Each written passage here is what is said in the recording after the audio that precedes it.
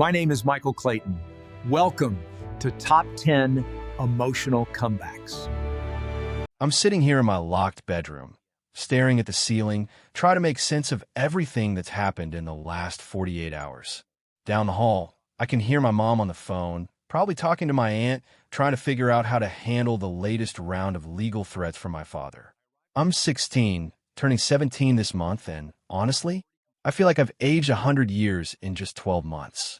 My hands won't stop shaking, and there's this constant knot in my stomach that just won't go away.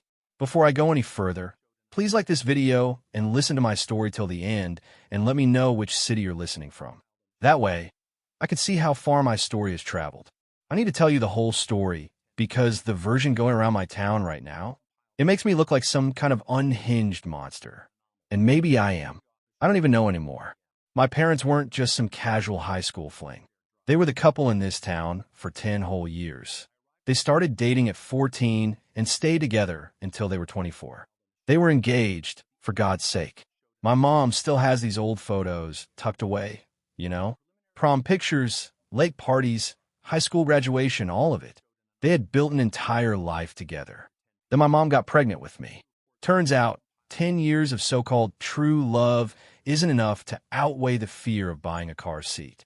The moment things got real, the moment I became real, he just vanished. Not moved away, mind you. Vanished. Erased himself completely. Left town, changed his entire social circle, stayed completely under the radar to dodge child support for nearly 17 years. Here's what really gets me, though. While he was gone, playing hide and seek with his responsibilities, his entire family stayed right here. My grandparents, my aunts, my cousins, all of them lived within a 5-mile radius of the tiny apartment where my mom was struggling to afford my formula. I'd see them at the grocery store. I'd see them at football games. And you know what? They never spoke to me. Not once. They'd look at me with this weird mixture of pity and resentment, like I was some mess their relative had made and then left for someone else to clean up. They never offered to buy me shoes when mine had holes in them. They never asked if I was okay. They were lovely, friendly people to everyone else in town, but to me and my mom, ice cold. My mom, though, oh man, my mom is incredible. She worked double shifts at the clinic and then more hours at the diner. She made sure I had everything I needed, even when it meant she went without. We were a team, you know? Just the two of us against the world. By the time I was 12, I'd processed it all. I didn't have a dad. That was just my reality. And I made myself a promise right then and there. If he ever decided to show up, it would be too late. You don't get to miss the first 16 years of someone's life and then waltz in for the highlight reel. A year ago, the silence broke. My father contacted my mom, saying he was moving back to town. He claimed he'd found stability, found religion, whatever that means, and he wanted to make things right. He started paying the back child support, this massive sum that honestly felt like he was trying to buy his way out of guilty conscience. But here's the thing. He didn't come back alone. He arrived with a wife and 5 stepkids. 5. The first time he tried to meet me, he acted like it was some scene from a movie. He had this expectant, tear-eyed look on his face, like I was supposed to run into his arms and call him Dad. I didn't.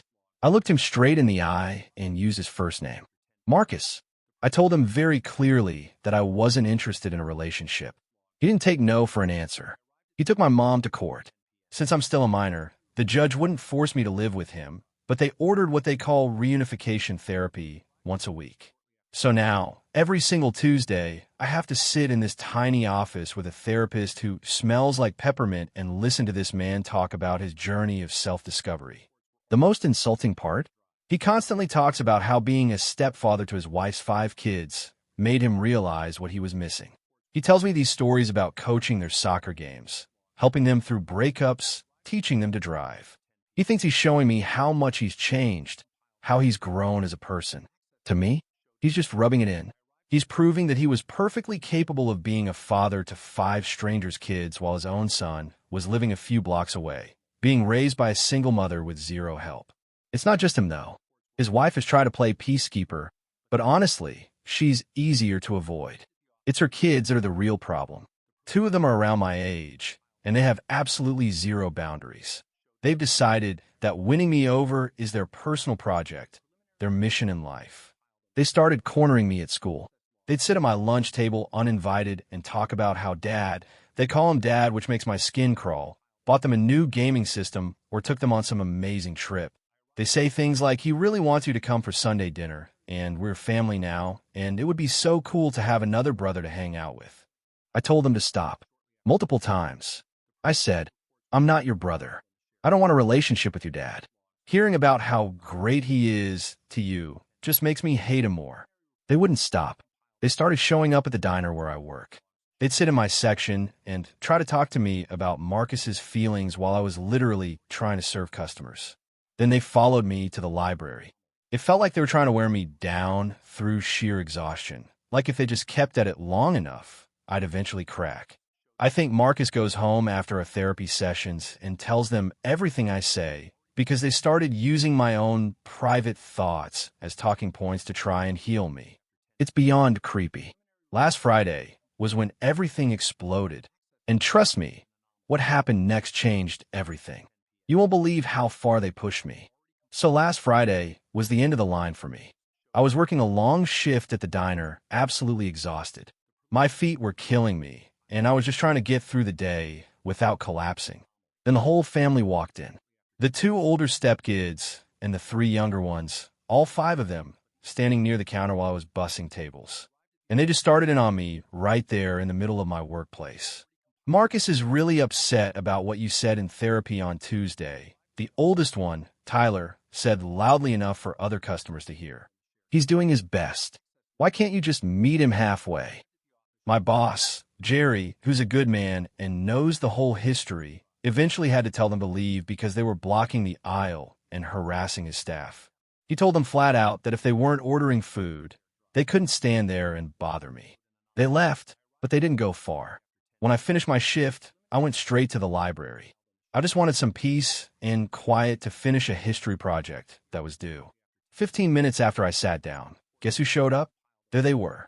The 2 older ones sat right across from me at my table. They didn't even pretend to have books or homework. They just started whispering at me. Just come over for 1 hour. Just for the little kids. They want to know their brother. I packed up my stuff and walked out without a word. I couldn't concentrate, couldn't think. But they followed me out onto the sidewalk. The older 2 were right in my face, and the 3 younger ones, who were about 10, 8, and 6 years old, were trailing behind like some weird little parade. You're being so selfish, Tyler said, his voice rising. Do you have any idea how much this is hurting the family? Marcus is doing everything for you, and you're just throwing it back in his face. It's mean. I stopped walking. The street was pretty busy with people heading home from work, and I just felt this surge of pure rage that I've been suppressing for an entire year. I turned around, and I didn't just speak. I exploded. I don't give a damn about your family. I yelled, not caring who was listening. Tell your dad to leave me alone. Tell all of you to leave me the hell alone. I have told you 100 times that I am not your brother. I don't want to know you. I don't want to see you. You are the people he chose instead of me for 16 years. Why would I ever want to be part of that? Tyler tried to interrupt. But he's your father. He's a man who ran away from a baby. I screamed back. He's a coward who spent a decade hiding to save a few bucks in child support. I don't care about his feelings or his regrets. He could drop dead tomorrow, and I wouldn't even show up to the funeral. I would rather be homeless on the street than spend a single second in your fake family. Go back to where you came from and leave me and my mom the hell alone. The 3 little kids started sobbing. They looked absolutely terrified. The older 2 were shocked and angry, sputtering about how disrespectful I was being. I didn't wait for a response. I just turned and ran the rest of the way home, my heart pounding so hard I thought I was going to have a heart attack. By Saturday morning, the story was everywhere. In a town this small, local teen tells father to drop dead in middle of town square is front page news. Everyone was talking about it. Mark has called my mom screaming that she's poisoning me against him, that I'm mentally unstable. He's been telling people at the hardware store how devastated his stepchildren are, how I traumatized those poor little ones. In our therapy session yesterday, it was a complete disaster. He sat there looking like the victim and told the therapist that I owed his stepkids a formal written apology. It's one thing to be mad at me, he said in that calm, reasonable voice that makes me want to scream. But to take it out on innocent children, that's not how a man behaves. I didn't apologize. I told the therapist, I told those kids to leave me alone for a year. They didn't listen. They follow me to my job and the library. I am not apologizing for finally setting a boundary they couldn't ignore. He's furious. He says he won't give up on me, which feels more like a threat of continued harassment than an expression of love. My mom is worried about the legal side of things. She's scared that the judge will see my outburst as a reason to mandate even more time together. I'm being told by well-meaning people in town that I was too harsh, especially since the little kids were there. They say I'm bitter and immature. But you know what? I feel like I'm finally breathing for the first time in a year. So tell me, should I have kept my mouth shut even after they follow me for blocks? Was I wrong to say what I said with the kids standing there? I don't feel like I'm in the wrong, but the way everyone is looking at me makes me wonder if I've lost my perspective. But wait, because what happened in the following 2 weeks made everything so much worse. The manipulation reached a whole new level. I'm writing this update from my laptop at a desk pushed against the far corner of my room. My window is locked and the blinds are pulled tight. It's been about 2 weeks since everything exploded in the town square, and I honestly wish I could say things have settled down. I wish I could say that my outburst finally made them realize I'm a human being with boundaries, not some project for them to complete. But this is a small town, and Marcus is a man who spent 16 years perfecting the art of getting exactly what he wants without paying the price for it. The situation hasn't just remained tense. It's morphed into a full-scale psychological war, and I feel like I'm being gaslit by an entire community. In the days following my explosion, the atmosphere changed completely. It started with the looks. You know the ones I mean, where people stop talking the second you walk into a room, or they give you that tight-lipped, pitying smile that says, "Oh, you're the troubled boy who hates his saint of a father." I went into the diner for my shift on Monday, and Jerry, my boss who has always been my biggest supporter, looked stressed. He pulled me into the back office. "Look," he said, rubbing his face tiredly. "I'm not firing you. You're a great worker. But your father came in here yesterday. He sat at the counter for 2 hours talking to the regulars. He told them he's worried about your mental state. He's framing your outburst at the library as a sign of a breakdown. Some of the older customers are starting to feel uncomfortable having you wait on them if you're unstable." I felt like someone had dumped a bucket of ice water over my head. "He's lying," I told Jerry. "He's trying to ruin the only thing I have that's mine." "I know he is," Jerry sighed. "But in this town, a man with a big house and a reformed story carries more weight than a teenager with a grudge. Just keep your head down. Don't engage with them if they come back in. I've banned the Stepkids, but I can't legally ban him unless he causes a scene, and he's being very, very careful to be the perfect gentleman." Wednesday was even worse. I was walking home from school, taking the long way through the park to avoid the main street where his wife usually drives. I thought I was alone until a car pulled up alongside me. It was a brand new, shiny black SUV. The window rolled down, and it was him. "Get in," Marcus said. Not like a command, but with that fake soft dad voice he uses in therapy. "It's raining, and we need to talk like men." "I'm fine walking," I said, not slowing down. "I'm not asking as a stranger," he said, his voice sharpening slightly. "I'm asking as the person who just paid for your mother's new roof. Did she tell you about the leak in the kitchen? I sent a crew over this morning. It's paid for, all of it." I stopped walking. My mom hadn't told me. She probably didn't know how to tell me that she'd finally broken down and accepted help. Our roof had been leaking for 2 years, and we'd been using buckets because the insurance wouldn't cover the full replacement. "You don't get to buy me," I told him, turning to face the car. "I'm not buying you," he said, leaning out the window with this practiced expression of hurt. "I'm taking care of my family, even the ones who claim they hate me. My stepkids, your brothers and sisters, they've been crying for days because of what you said. They made you something. Just take it." He reached into the passenger seat and held out this large, heavy scrapbook. I didn't take it, so he sighed and set it on the curb next to me. "We're having a birthday dinner for the youngest this Saturday. She wants you there. She's 6 years old. Are you really going to be the person who breaks a 6-year-old heart because you're mad at a man who wasn't there when you were a baby? Grow up. Be the man your mother raised you to be. Then he just drove off. I stood on the sidewalk in the rain, looking at that scrapbook on the curb. I eventually picked it up because I didn't want to leave trash in the park. When I got home, I opened it. It was horrifying. They'd spent hours making it. It was filled with photos of them at trips to the zoo, Christmas mornings, birthday parties, all with empty spaces left in the margins. Underneath those empty spaces, the kids had written things like, "Wish you were here, big brother, and can't wait to add our photo with you." It felt like a threat, like they were trying to carve out a space in my brain and force me to live there. They were weaponizing their own happiness to make my anger look like some kind of defect. I didn't go to the birthday party. I stayed home and helped my mom clear out the kitchen so the roofers could work on Monday. My mom was quiet, avoiding my eyes. "He paid for the roof, didn't he?" I asked. She sat down at the table, looking smaller than I've ever seen her. "He did. He called the contractor directly." I couldn't say no, honey. We would have had mold by winter. I can't keep living like this just to prove a point to a man who doesn't care about points. "It's not a point, Mom. It's my life." "I know," she whispered. "But he's making it very hard to be his enemy." Around 7 that evening, my phone started blowing up. It was the older Stepkids, sending me videos from the party. Videos of the 6-year-old blowing out her candles and then asking, "Where's my brother?" Then came the text from Tyler. "She's crying now. Hope you're happy. Marcus says you're a coward. Why do you want to hurt little kids who did nothing to you?"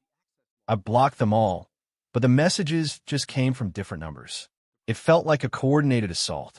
I ended up turning my phone off completely and putting it in a drawer. And then came Sunday. What happened at church was the moment I realized he wasn't trying to reunite with me. He was trying to erase me. My mom and I go to the local church. We've gone there since I was a baby. It's one of the few places where people actually treated us with respect before Marcus came back.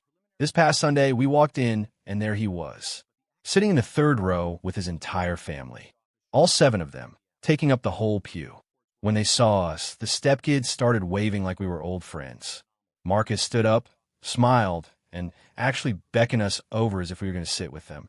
The whole congregation was watching. I could feel the weight of their expectations pressing down on me. Look at that nice man trying so hard. Look at his sweet wife. Look at those well-behaved children. My mom started to move toward them, her face pale. I grabbed her arm. "No," I whispered. "We sit in the back like we always do." "Everyone is looking," she hissed. "Let them look." We sat in the very last row. During the passing of the peace, where everyone shakes hands and greets each other, Marcus walked all the way from the front of the church to the back. He walked right up to me and held out his hand. "Peace be with you," he said, loud enough for the priest to hear. I looked at his hand. That hand that never held mine when I had the flu. That hand that didn't sign my birth certificate. That hand that had been busy holding other kids while I was being called names on the playground. "Stay away from me," I said quietly. It wasn't a yell this time. It was a cold, hard fact. The silence that followed was deafening. He didn't get angry. He just looked sad with that perfect, practiced sadness and nodded slowly. He walked back to his seat, and I saw his wife put her arm around him, whispering something while looking back at me with pure venom in her eyes. After the service, 3 different church elders tried to stop me in the parking lot to tell me about Christian forgiveness. I told them that forgiveness requires an apology, and Marcus hasn't apologized for leaving. He's only apologized for how I feel about it. Big difference. On Monday morning, things took a turn for the physical. I was at my locker when the 2 older stepkids cornered me. This time, they didn't have the younger ones with them. "You made our sister cry on her birthday," Tyler said, stepping into my space. "You made our mom cry at church. You're a real piece of work, aren't you?" "I didn't do anything," I said, trying to push past him. "I stayed away. That's what I've been doing for a year. Staying away. That's the problem," the second one, Jake, said. He's smaller but meaner. "Marcus is paying for your life now. That roof? His money. The clothes you're wearing? That child support he paid? His money. You're a leech. You take his cash and then act like you're too good to sit with us." I felt my heart racing. I never asked for his money. He owes it to my mom for 16 years of neglect. It's not a gift. It's a debt. Tyler shoved me. Not hard, but enough to rattle my locker and make his point. "You're going to start being nice, or we're going to make sure everyone in this school knows what a freak you are. We're the ones people like here. You're just the kid from the trailer who hates his own family." I didn't fight back. I knew that was exactly what they wanted. I just walked away. But as I walked down the hall, I heard them laughing, calling out, "See you at dinner, brother." The court ordered an extra therapy session this week because of what they're calling the escalation at the church and the library. I sat in that office, and for the first time, I didn't stay quiet. I told the therapist everything. I told her about the scrapbook, about the harassment at work, about the school hallway. Marcus sat there shaking his head the whole time. "I have no knowledge of my kids doing that," he said smoothly. "They love him. They're just enthusiastic. They're kids. They don't understand why he's so cold." As for the scrapbook, that was a labor of love. "How can you find a gift like that threatening?" The therapist looked at me. "Do you think maybe you're projecting your anger at your father onto these children? They are essentially blameless in his past mistakes. They're the tools he's using to break me," I said clearly. "He knows I can't fight innocent children. He's hiding behind them. He's using them as human shields, so I can't call him out for being a coward." The therapist looked at Marcus. "He has a point about the boundaries. You need to tell your children to give him space." "I've tried," Marcus lied, his voice cracking with fake emotion. "But they just want a brother." "Is it a crime to want to love someone?" "I'm currently hiding in my room because Marcus just pulled into our driveway. He's out there right now, talking to the roofers, acting like he's the foreman of the job. He brought pizza for them. He's laughing and joking with the men who are fixing the house he let fall apart for 16 years. My mom is out there too, offering them lemonade. She looks tired. She looks like she's given up. I realized something today. He isn't trying to reunite with me. He's trying to absorb me. He wants to erase the last 16 years by sheer force of presence. He wants to rewrite the story so that he's the hero who came back and saved us from the leak in the roof and the loneliness of our lives. And the worst part? The town is helping him do it. I'm being called the villain in my own story. But I refuse to give up. Let me tell you what I'm doing about it. I'm being told I'm in the wrong every single day now. By my classmates, by my neighbors, by people I thought were my friends. They see a happy family and a bitter boy, and they've decided who the villain is. But I'm not changing my mind. I'm turning 17 in a few days. That's 365 days until I am legally an adult. 365 days until I can walk out of this town and never look back. I'm saving every penny from my shifts at the diner, the ones Marcus hasn't managed to ruin yet. I'm keeping a detailed log of every time the Stepkids approach me. I'm recording the peaceful messages they send that turn into insults the moment I don't reply. I am not a brother. I am not a son. I am a witness to a crime that happened 16 years ago, and I refuse to let the perpetrator pretend it never happened just because he bought a new roof and some casseroles. Here's what nobody seems to understand. This isn't about holding a grudge. This isn't about being bitter or immature or unable to forgive. This is about protecting myself from someone who has shown me, through his actions over 16 years, that I am disposable to him, that I only matter now because it serves some narrative he's created about redemption and second chances. He didn't come back for me. He came back for himself, to ease his guilt, to look good in front of his new wife, to play the role of the reformed man who finally did the right thing. But doing the right thing when it's convenient isn't the same as actually being a good person. It's just good timing. The scrapbook still sits on my desk, unopened since that first day. Every time I look at it, I feel sick.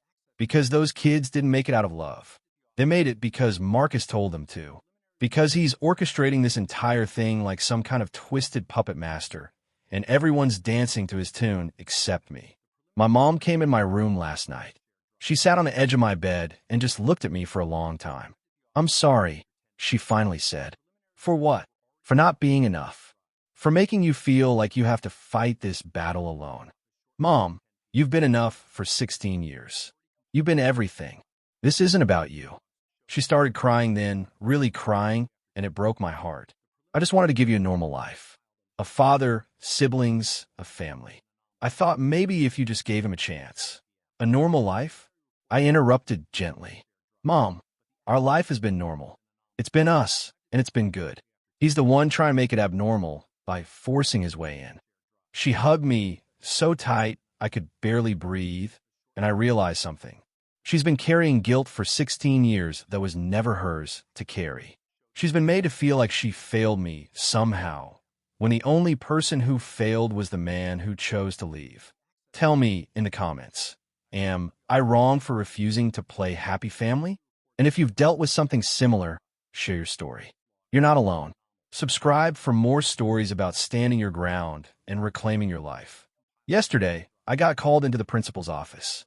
Apparently, Tyler and Jake filed a complaint saying I've been hostile and threatening toward them at school. The principal, who I've known since freshman year, looked uncomfortable. "Look," he said, "I know the situation is complicated, but we can't have students feeling unsafe here.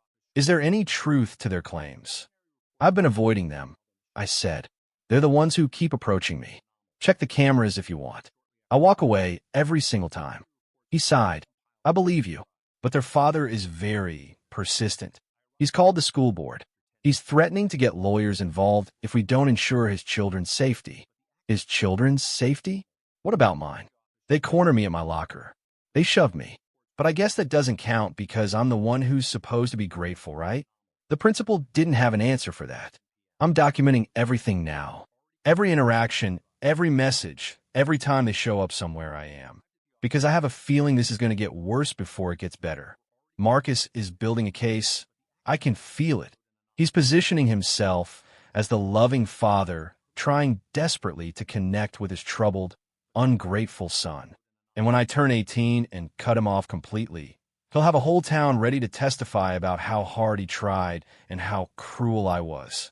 But I don't care, because in 365 days, I'll be free. I'll pack up my car with everything I own, which isn't much, and I'll drive until this town is nothing but a dot in my rearview mirror. I'll go somewhere nobody knows the name Marcus, somewhere nobody pities the poor single mom and her angry son. I'll build a life that's actually mine, with people who chose to be there from the beginning, not people who showed up when it was convenient. And maybe someday, when I'm older and this all feels like a distant memory, I'll be able to look back without this knot in my stomach. Maybe I'll even be able to forgive him, not for his sake, but for mine. But that day isn't today. Today, I'm just a 16-year-old kid sitting in his room with the door locked, counting down the days until freedom and refusing to apologize for protecting his own heart. The roofers are packing up outside. Marcus is still out there, probably planning his next move. The Stepkids are probably making another scrapbook or planning another ambush at school. And me? I'm going to keep doing what I've been doing. Surviving. Resisting. Holding my ground. Because sometimes the bravest thing you can do is refuse to let someone rewrite your story just because they don't like the role they played in it. I'm not a villain for remembering. I am not cruel for protecting myself. I'm not wrong for saying no. In 365 days from now, when I cross that town line for the last time, I'll finally be able to breathe without feeling like I'm suffocating under the weight of everyone else's expectations. Until then, I'll keep fighting, because that's what my mom taught me to do. That's what 16 years of just the two of us has prepared me for. And no amount of pizza, scrapbooks, or fixed roofs is going to change that. Thanks for listening to my story. Really, it means more than you know just to be heard, to have someone understand that I'm not the monster they're making me out to be. Drop a comment, hit subscribe, and remember, standing your ground isn't cruel. Sometimes it's survival.